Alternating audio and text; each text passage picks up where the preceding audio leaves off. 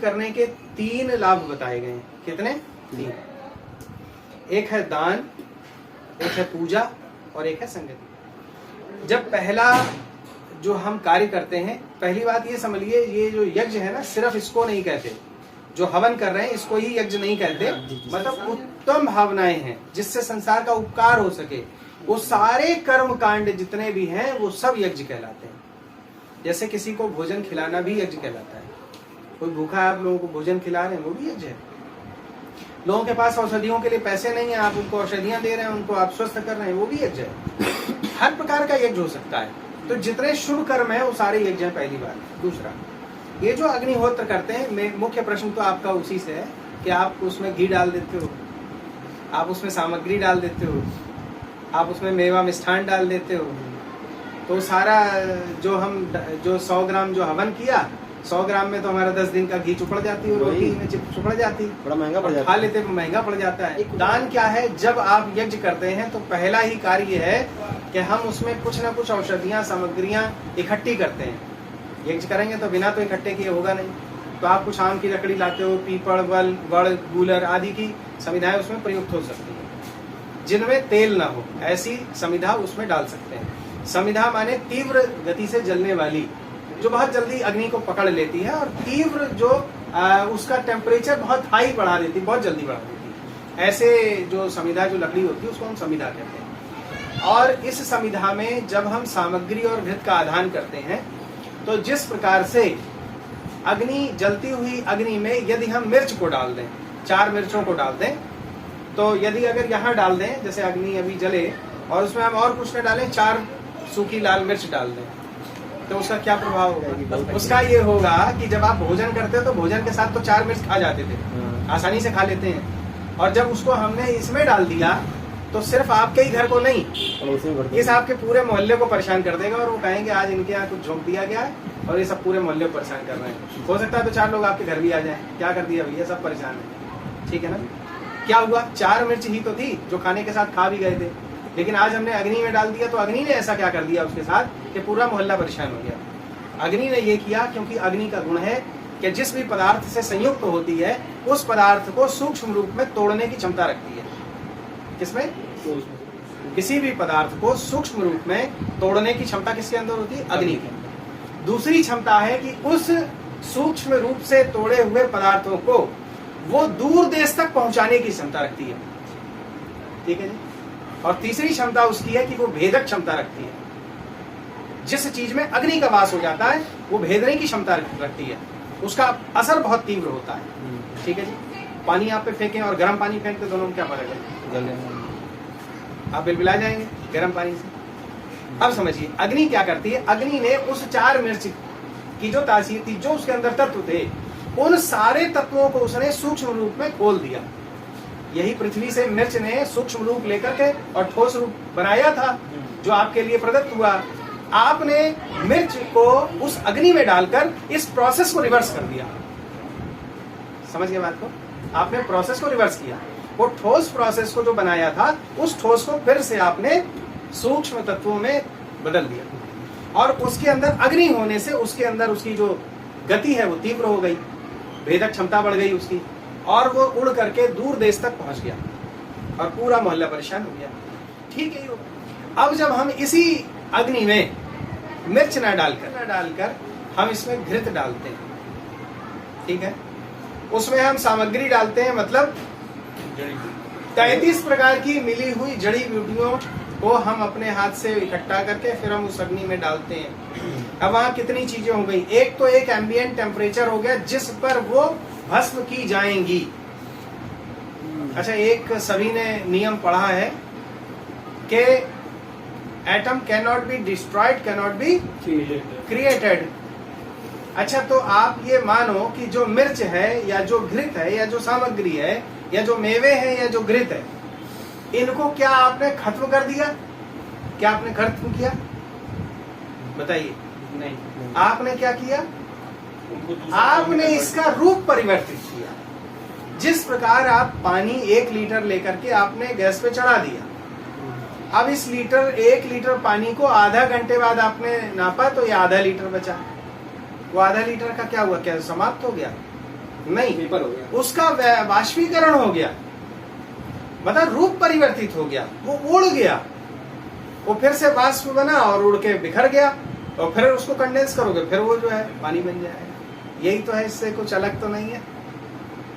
अब समझिए, जो घृत था, जो सामग्री थी, जो मेवा था, जो मिष्ठान था, इन सभी को आपने क्या किया कि अग्नि में डाल करके और उसको आपने दूर देश तक पहुंचाया।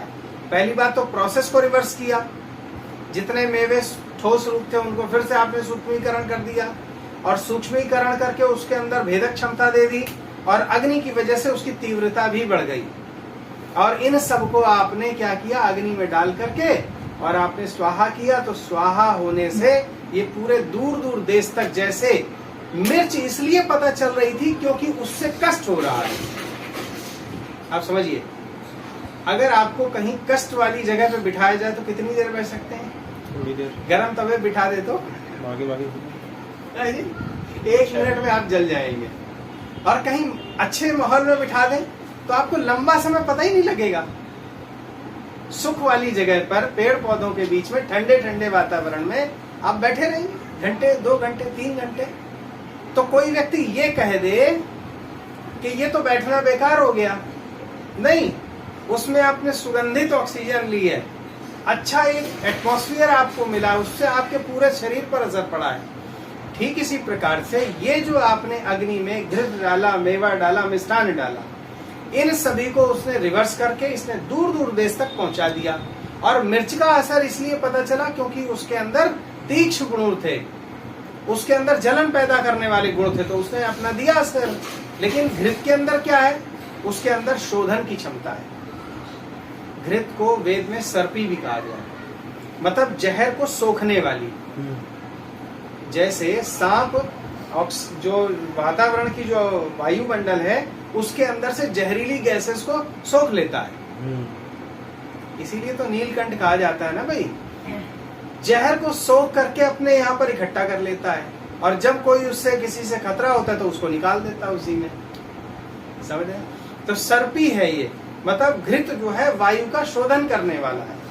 तो जहां जहां यज्ञ होते हैं वहां वहां सुखमयी वातावरण हो जाता है, वहां वहां का वातावरण लोगों के लिए स्वास्थ्य प्रदान करने वाला हो जाता है।